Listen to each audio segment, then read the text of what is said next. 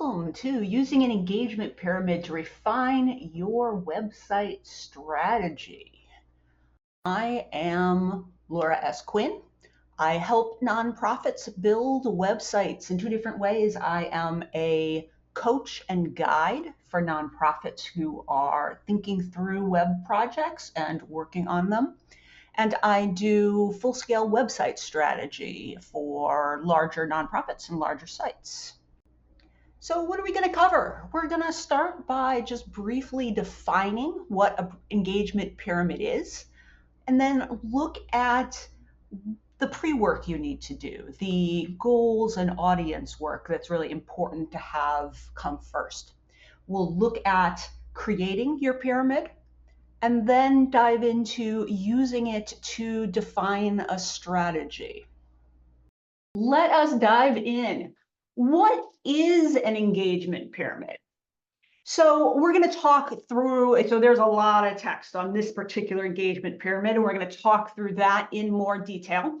But in general, it's a method to think through what you'll offer to constituents. And it could go across many different channels, but we're talking today about websites, to balance what you would like them to do with what they want to do. So it is the same thing as is frequently talked about as a ladder. So there are different levels. So you can see that there are levels here on this ladder. So casually engaged, register, ally, committed. There are also levels on this pyramid, back on this other screen, casual supporter, active supporter, ally, leader. And there are things for them to do as you think of them either at that level or moving up to the next level. So some organizations already have a ladder, or a ladder may be more conceptual. They are very akin to each other. So certainly go ahead and use whichever feels more appropriate for your organization. If you turn it upside down, it's the same thing as a sales funnel. And people do talk about funnels in the nonprofit world, but often it can feel a little bit salesy. So you can see here, we have a broad base of casual supporters, and we're trying to pull them in to become active supporters, allies, leaders, et cetera. It's the same thing, but just talking about a funnel is a little less nonprofit-like.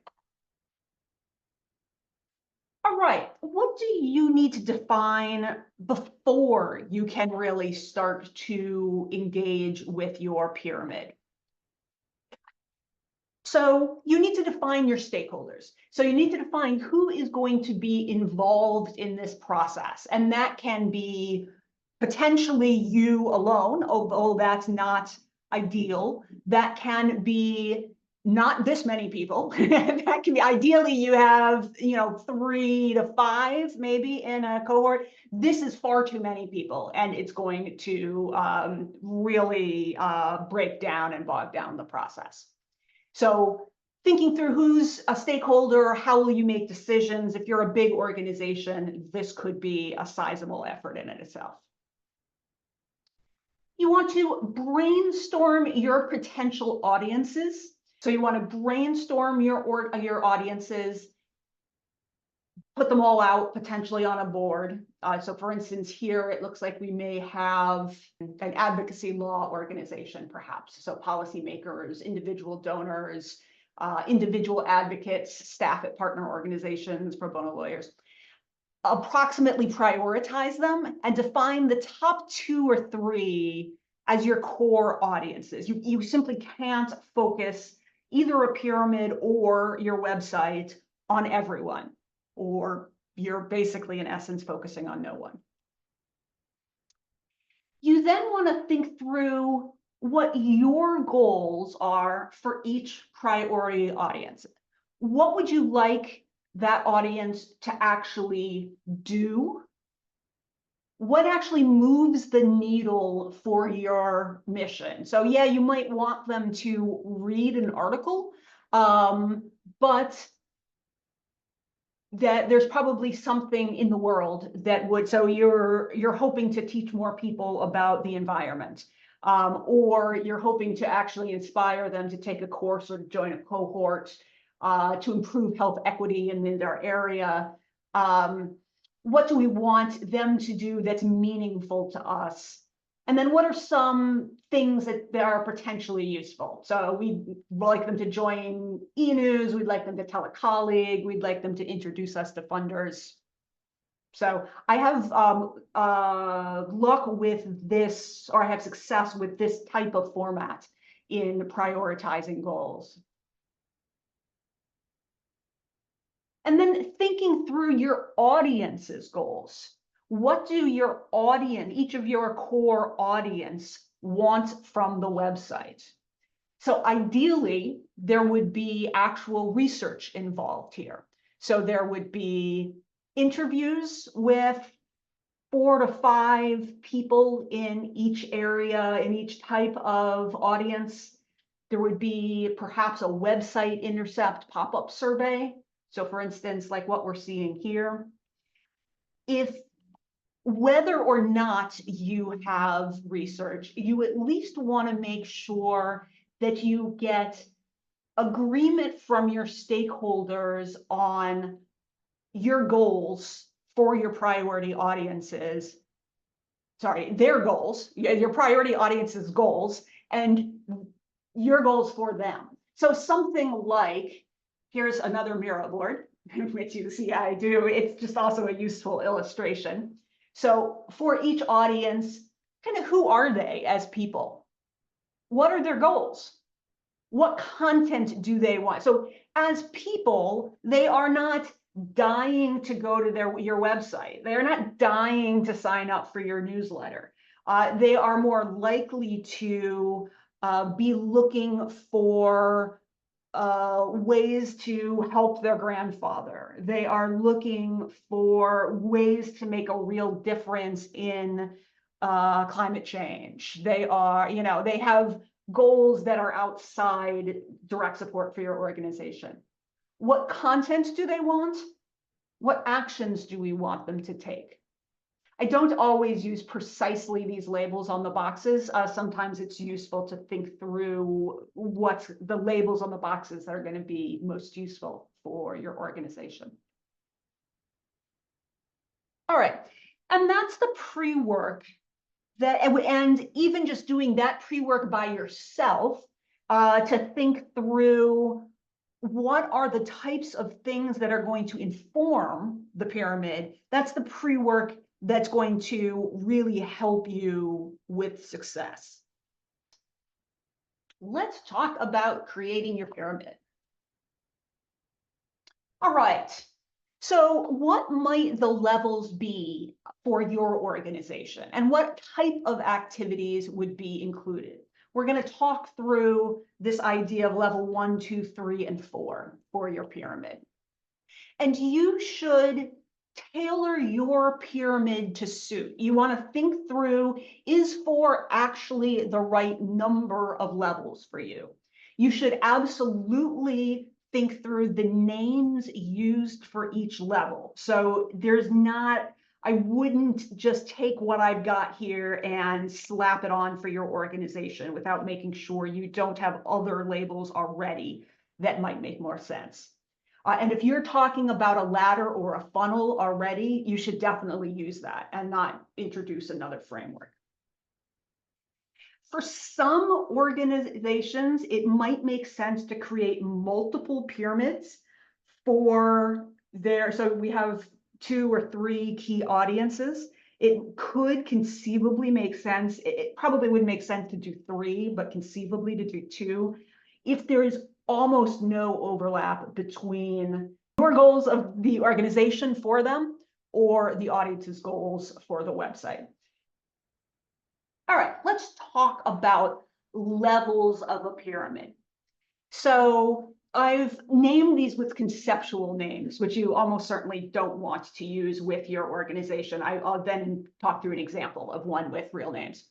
So level 1 is the magnet. So this is basically you are converting people from people who are not on your website at all to attract and pull them in so that they know you exist. So this is stuff that's interesting, perhaps it's fun, it's easily findable in the world, it's easy to look at or act on at the spur of the moment. So this is the not yet engaged, the browser, the passerby, conceptually. So at level 2, we've got some kind of minimal engagement. So, and this often is most easily conceptualized as what is the least amount of effort you can offer them that will allow you to stay in touch with them. So often that means for them to give you an email address. So perhaps registering to see a resource, to sign a petition, to sign up for a free webinar, subscribe to your e-news. So this might be the connected, the engaged would be a strong word for this level, the registered. So the next level up is typically, so level 3, small actions that actively support you. So donations, paying for a training, showing up for a rally. This is a level that you likely already have a name for. So supporter, activist, donor, depending on what it is precisely that you do. And then higher up the pyramid, tends to be very custom. This is like the super fans. These are people who love your organization and you want to actively think through what great opportunities can you offer those folks that will both actively help your organization and actively continue to engage them. So perhaps they're spreading the word, becoming major donors, they're becoming volunteers, other things.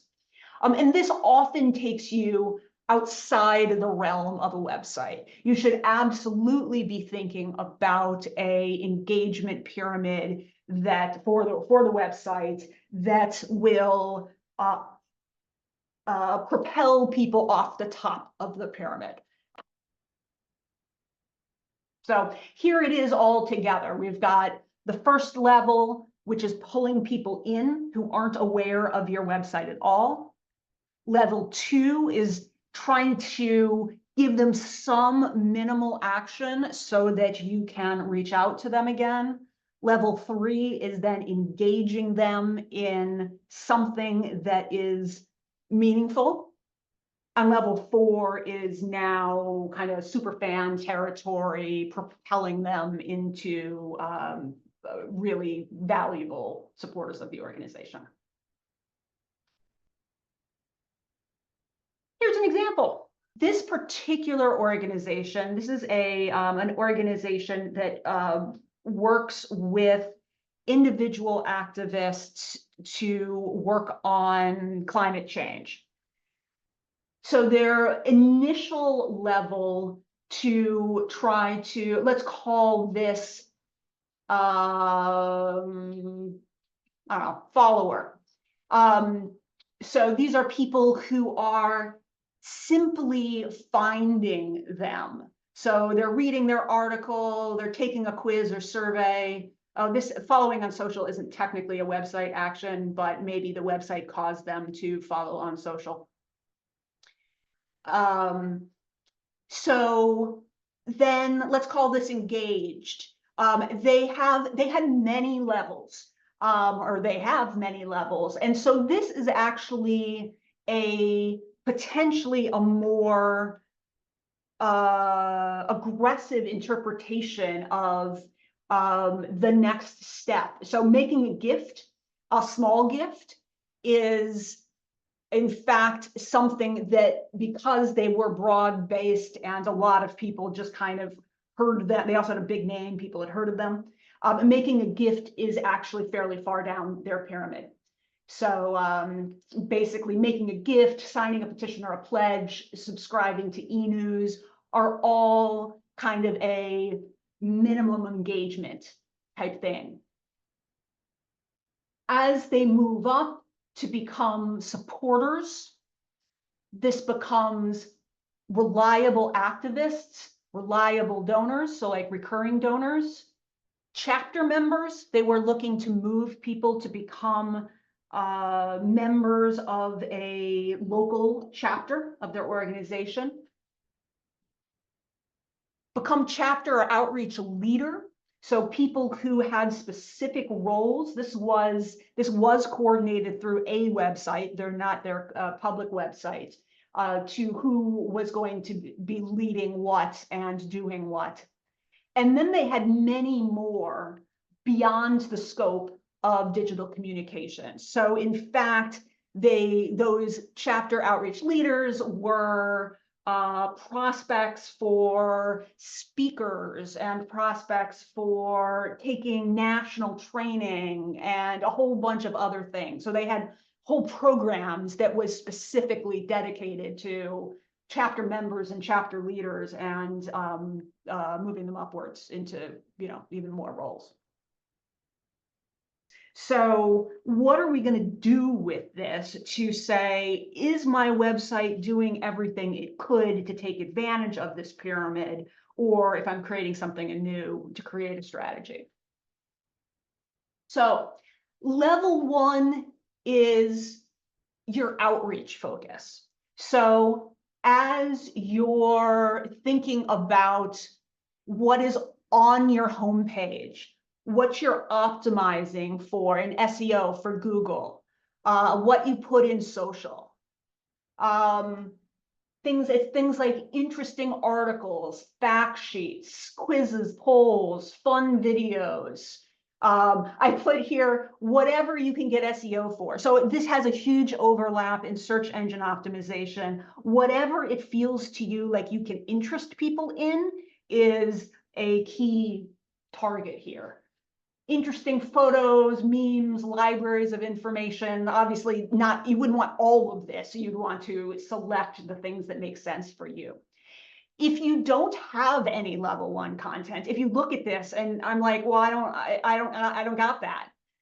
You need to create some. This is the way that people come to and discover websites. And you can't expect to simply, for instance, put an e-newsletter up on your website and have people inspired to sign up for it. Or in fact, even inspiring information about your mission, inspiring stories about the good you're doing in the world, because it's not probably what your audience is looking for. Your audience is not super compelled to Google for, the good things that people are doing in the world in your mission area. So you can put level 3 stuff on social if you want. Doesn't hurt anything, but you shouldn't expect anybody to actually do anything about it. So by definition, the level 3 stuff, this is paying for a training or becoming a recurring donor. This is stuff that we've said requires them to have engagement. And so you shouldn't expect anybody to actually do that who is just kind of hanging out on social.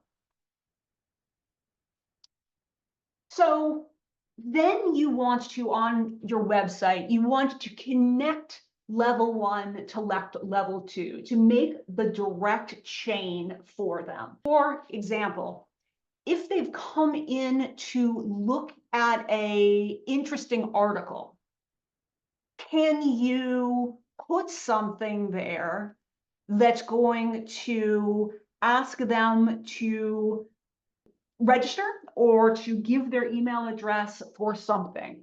Like a petition is an interesting thing, because a petition is often, or a pledge, is something they might pledge to say, yes, I will refrain from eating meat in the month of September. And giving their email address seems like kind of a logical thing to do, so you can send them tips as to how to not eat meat. quizzes or polls might lead to a free webinar. I said to say, oh, you're interested in this thing. Great, sign up for our free webinar.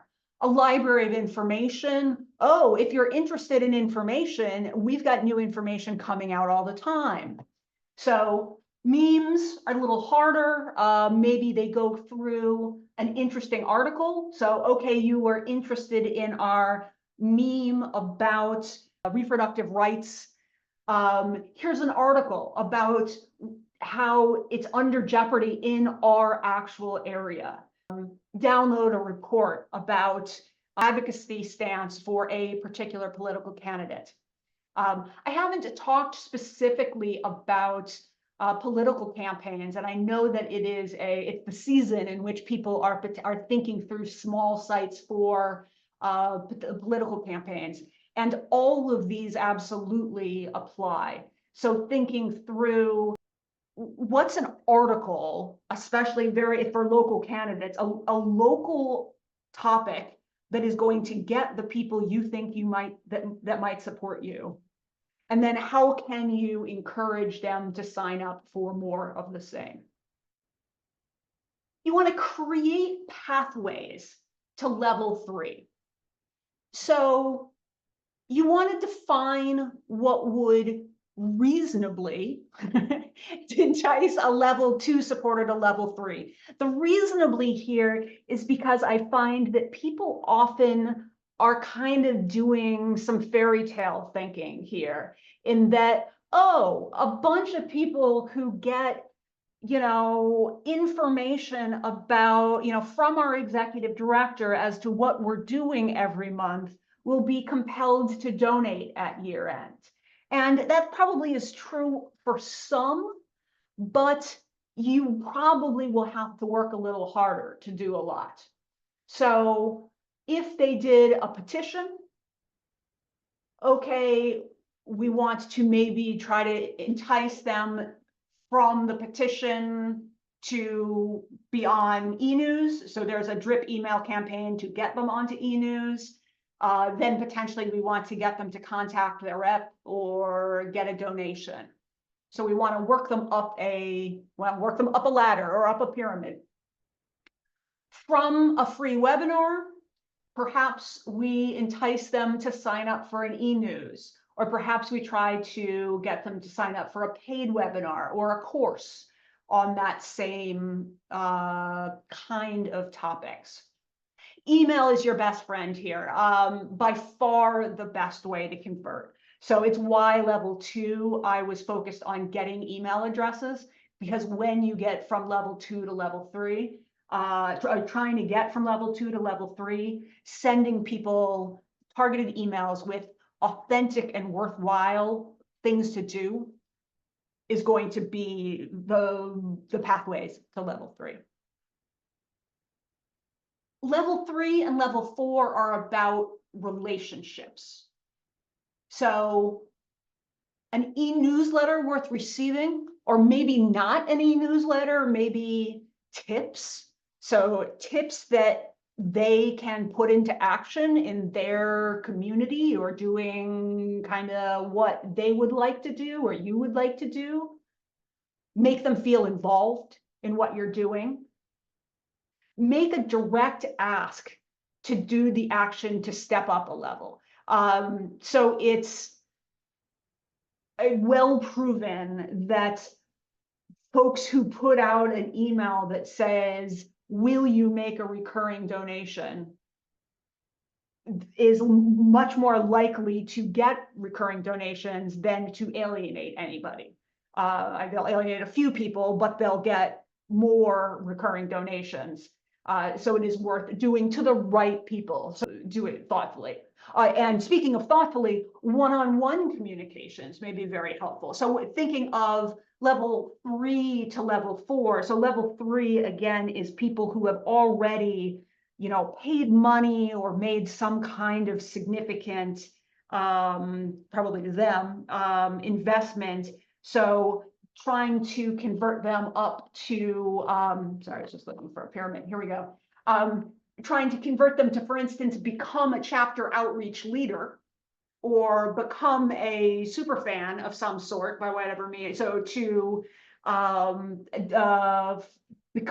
to do a fundraising campaign on behalf of your organization, a personal fundraising campaign, personal outreach, one-on-one might make a lot of sense at that point. One of the biggest things that in regard to website strategy and thinking through the pyramid that I find is often done wrong is because level 3 and 4 and above tend to be important things to the organization. Organizations really want to put calls to action to them on the homepage.